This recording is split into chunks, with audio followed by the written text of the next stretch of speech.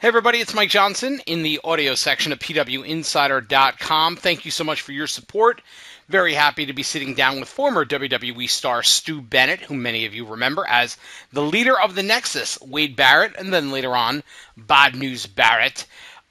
He is here in the New York City area promoting his brand new film, I Am Vengeance, which opens this Friday in select theaters across the nation as well as video on demand.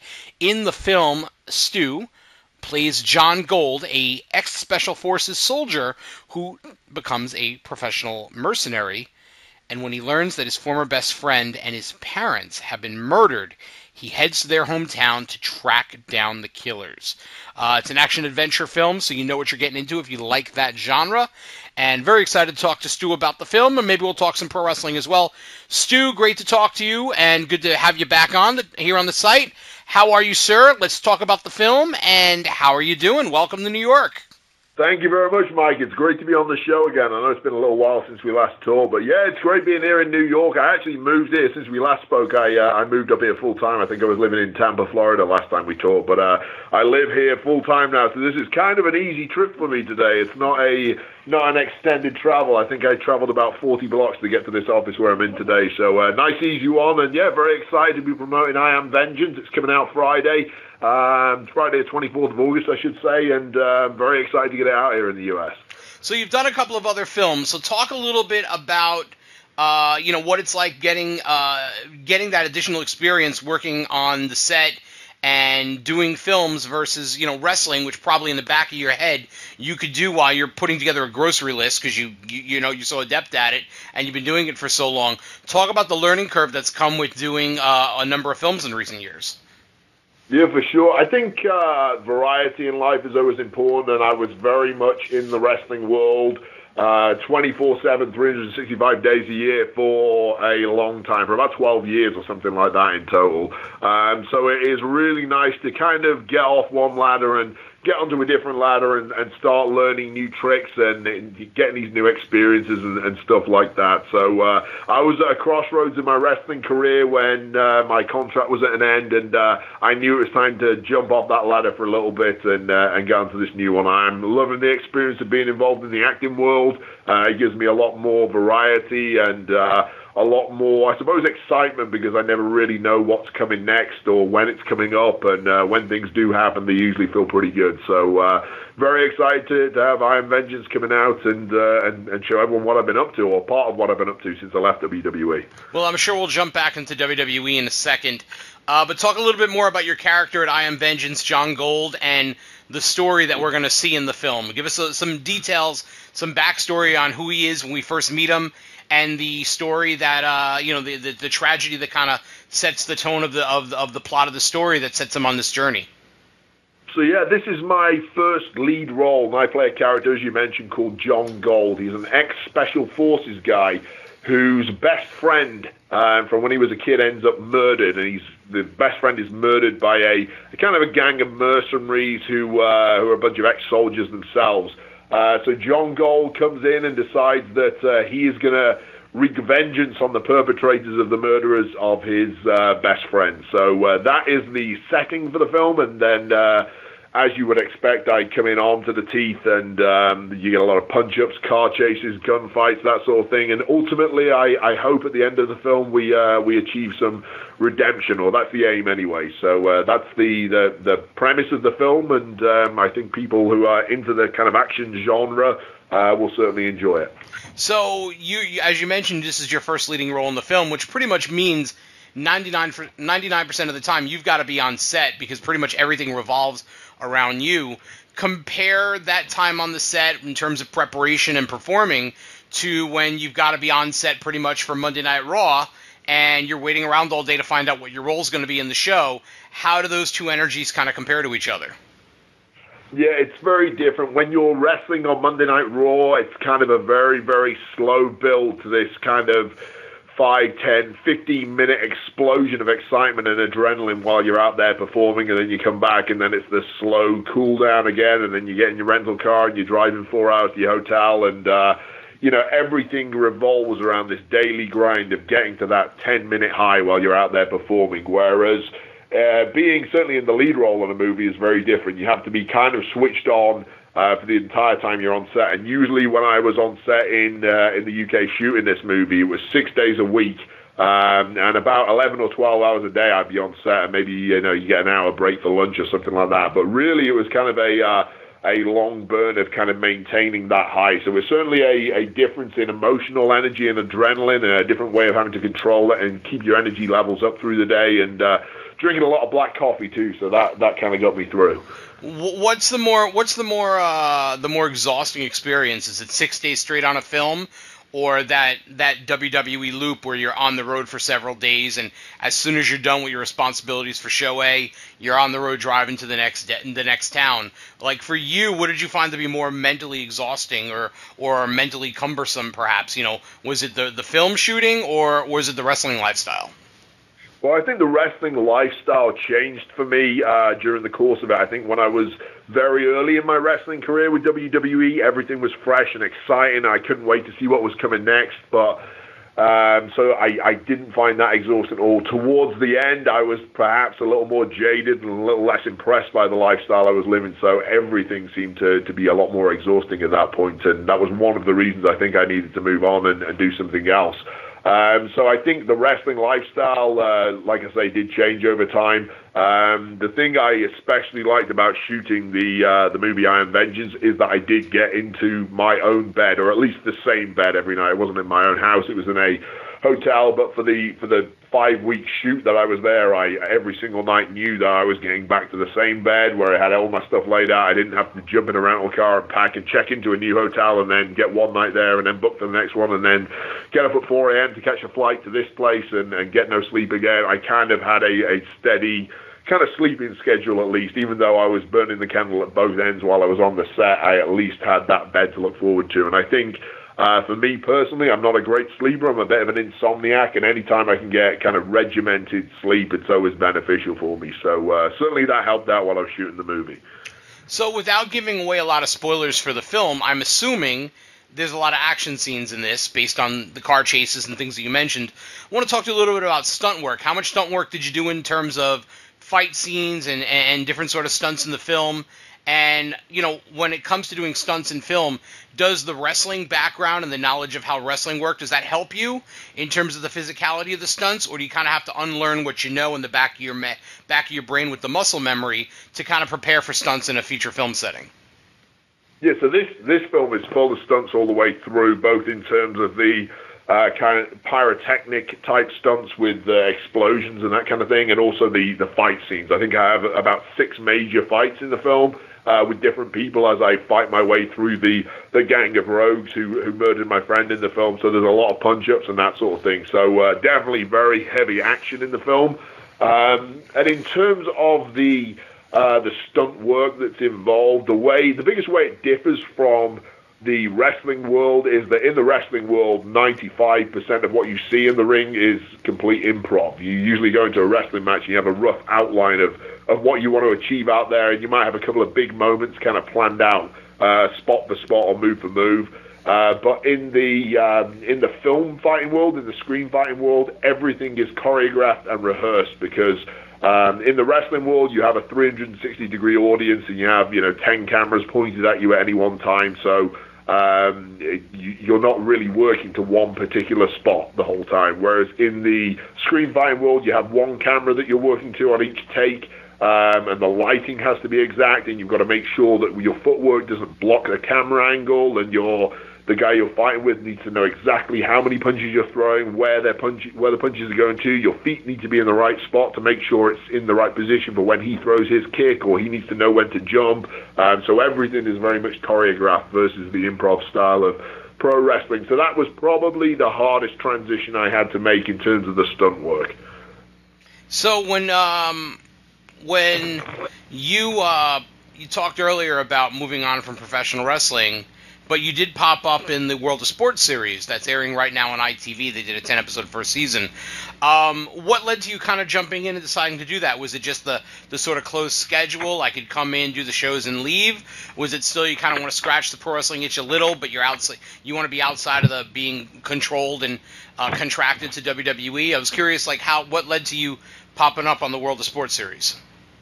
Well, when I first left WWE, I spent probably a year not going anywhere near pro wrestling. I really wanted to get away from it. I think I was so burned out with it. The last thing I wanted to do was be involved in pro wrestling for a little while. So things like the acting gig, obviously Iron Vengeance, I actually shot in 2016 shortly after leaving WWE, hosting gigs and that kind of thing. So I really stayed away from WWE. But in truth, my first passion in life was always pro wrestling. And I think, once I had that little breakaway, that passion was certainly coming back with a vengeance. Sorry to use the pun.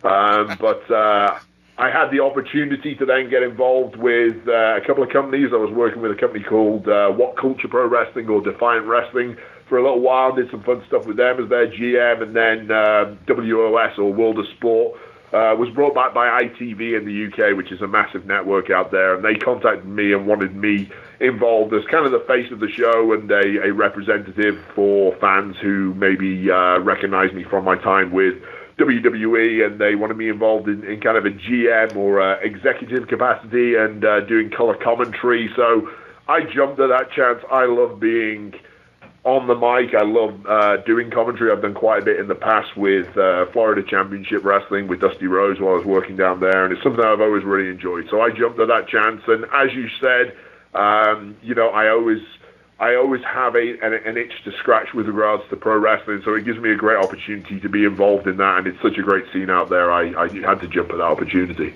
Are you looking to wrestle a little more? I mean, living in New York, there's a million places and outlets where you could work. I don't know that they would pay you the amount of money that you were making in WWE, but there's certainly a number of different promotions in the greater Northeast area. Are independent bookings something that you're kind of looking at doing in the near future, or do you kind of want to leave it to maybe down the line, I want to focus on the acting endeavors right now? Yeah, I think I'm still really focusing on acting and hosting at the moment and doing stuff outside of pro wrestling. The WOS gig really has given me a good chance to scratch that itch for the time being, and I'm quite happy solely working with them for the time being. But at some point down the line, I'll definitely be back in the ring. I don't know when it's going to be. I get asked that a lot. When are you coming back? When are you going to be back in the ring? And it might be 6 months. It might be 3 years. I don't know. But at some point, I'll be back in the ring. I will say I don't think I will ever go for that 250 matches a year kind of schedule that I was working on with WWE. I think that sounds like hell to me right now. I don't know whether it's because I'm a little older at this point or because I've already done that and lived that lifestyle and lived to tell the tale. But, I'd like to come back on special occasions and do maybe one-off matches or short runs with companies here. I think the way the wrestling world has kind of panned out in this day and age, it's not like when I first broke into the wrestling world where there really was only one place that anyone wanted to go. I think if you look at New Japan and you look at what Cody's doing with All In, I think there are these amazing opportunities that are popping up for very short-term gigs and stuff like that you can get involved in. And, of course, WOS Wrestling is another one in the UK that is an amazing opportunity to go and do this high-level wrestling with top-level performers and kind of scratch that itch on a very short-term basis without having to commit to a long-term contract and complete ownership of your life, which is what I was working under with WWE for a long time, and I don't want to go back to that again. You talked a little bit about like the burnout and the time period that you were on the road. Do you ever foresee, especially now with all these changes that WWE is going to be making with their new TV deals, do you ever think the WWE culture will change to make it easier for guys to prevent them from having that burnout and maybe not being on the road as much or cycling guys in and out of storylines as needed? Do you ever think that could happen, or do you think from being there and seeing how that machine works that they're never going to try and fix what in their minds isn't broken? It's hard to say what's going to happen in the future. I don't think 5 years ago anyone would have predicted what's happened in the wrestling world over the lines have developed here and the growth of places like New Japan and Cody doing things like All In and WOS Wrestling popping up. It's very hard to tell exactly what's going to happen. I think the management of WWE only know one way. And I think it's going to take a seismic shift in their mentality for things to change in WWE and allow guys to have that kind of break, because that's the way it's always been done in that company. But, you never say never. If you look what happened with women's wrestling in WWE over the last 3 years or so, that's been a massive change. Nobody would have predicted 3 years ago that the female wrestlers were going to get their own pay-per-view, and nobody would have predicted that female wrestlers were going to main event pay-per-views, and Charlotte was going to be the one standing tall at the end of a major pay-per-view. Nobody would have predicted that at all, and it's amazing that things have changed that rapidly. Part of it, I think, is because society has changed. If you look at the feminist movement and the way things have changed in society in general. So who knows what's going to happen in WWE, but it would take a seismic shift in the mentality of people in management for that to happen. So, not to use your own words as a segue, but you mentioned seismic shift. You talked about needing variety and getting out of the wrestling lifestyle. Talk about some of the things that you've learned over the course of diving into the acting world and even working on I Am Vengeance, some of the things that, this life experience has brought to you that maybe opened up your world a little bit more or taught you a different skill set or made you aware of something that you weren't previously aware of from being just running in the wrestling world. Yeah, I think there's some obvious things that, like, you do build a skill set of working to a particular way in the acting world that is different to the wrestling world, where the way you would work to a camera or the way you would perform a role or something like that. There are certain elements that naturally you're going to build a skill set because you're working in a different world. But I think for me, really, it's shown me that I need balance in my life and I need variety in my life, whereas before 100% of my life was ruled by WWE, and if I wasn't on the road for the 275 nights a year or whatever, I was staying in hotels.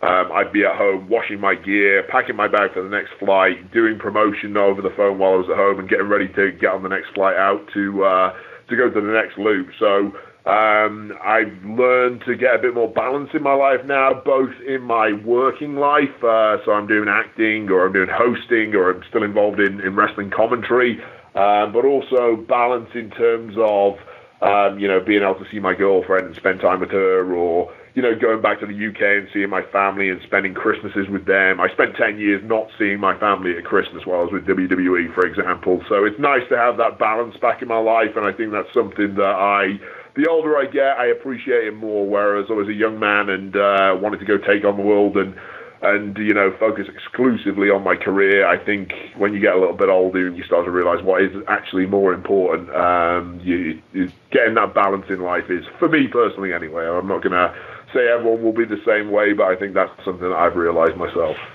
So when I Am Vengeance comes out theatrically this Friday, August 25th, and also hits video-on-demand services, what do you hope fans get out of their viewing and their time with the film, whether it be from watching you in this role as John Gold or from the overall story in general? Yeah, I think it's twofold. I think people who remember me from my time in WWE and wonder what I've been up to would enjoy checking this out. You're getting to see me in a very different environment, obviously being on a film set and acting, but also me playing the protagonist for once, playing the good guy as opposed to being the career villain that I've been previously. I think is pretty cool for people to get to check that out. And also, I guess people who aren't familiar with me getting their first taste of Stu Bennett as much as anything else, and hopefully gaining more of a foothold in the acting world. It's something I enjoy. It's something I intend to do a lot more of in the future, and keep expanding my career and climbing up that ladder in that world. So if you enjoy action movies, even if you didn't like me as a wrestler, I think you'll enjoy this anyway. It's a great story and it's a well executed film, and definitely worth checking out in my opinion.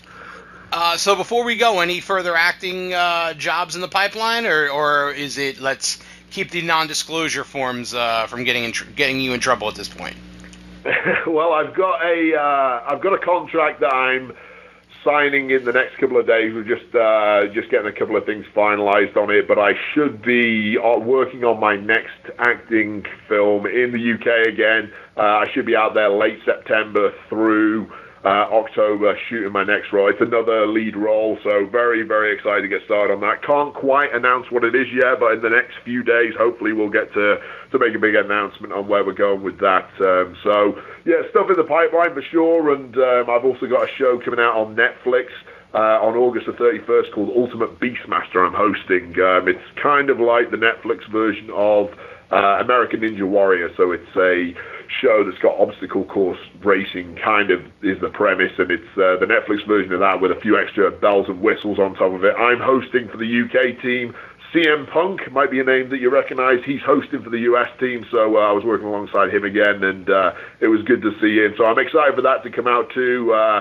I was mentioning earlier, I like a bit of variety in my life these days. So to do acting and to do a bit of hosting and this, that, and the other, it's great to be in these different avenues. So definitely check that out too. And like I say, let me know on social media what you thought of I Am Vengeance. If you do check it out, my Twitter is @StuBennett. So definitely hit me up on there and let me know what you thought. All right. Well, as Stu just mentioned, his Twitter is at @StuVengeance, and his Twitter is @StuBennett. However, the film is @VengeanceFilmUK. And for those of you who are in the UK who are listening to this, the film will come out September 28th. But for those of you in the United States, the film officially comes out on August 24th. In theaters in certain markets and on video on demand. So check that out, and you can see the debut of Stu Bennett as John Gold in this film. And, sir, I just want to thank you for sitting down with us and talking to us about the film for a little bit. And before we go, if there's anything else you want to say to the wrestling fans who do miss you, seeing you on WWE programming, by all means, the forum is yours if you'd like to speak to them. There we go. Well, thank you very much, guys. I always appreciate the support over the years, even if it did come in the form of everyone booing me. That's fine, no problem. But now I really need your support, so go check out I Am Vengeance. Please check it out. I would really, really like to know what you think about it. That part is very important to me. I don't just want you to go and pay for the film or go to the theater and watch it. I actually want your feedback. I want you to know what you thought. Give me a critique. Say what you'd like to see me do in the future, what areas you'd like to see me expand in, and just don't ask me when Bad News Barrett is coming back, because it probably won't be for a little while at least. All right. Well, if you're looking for Bad News Barrett, we've got some bad news for you. I can't believe I'm the one that said. Hey, that's my line. I know. I was about to say, I can't believe I'm the one that said that. But the good news is you can see Stu Bennett in theaters and on video on demand at I Am Vengeance starting this Friday. So check it out. And Stu, next time you've got a new project or anything coming up, we'd love to talk to you again down the line. We appreciate your time, and I wish you nothing but the best of luck. You're the man. Thank you very much, mate. Really appreciate you having me back on, and good luck to everything you're doing, too. All right. Thank you, sir. I appreciate that. And to all of you, Stu and I equally appreciate all of you for your support of our endeavors. Thank you for your support of PWInsider.com. Check out I Am Vengeance in theaters and on video on demand. And until next time, I'm Mike Johnson. Take care, everybody, and we'll talk to you soon.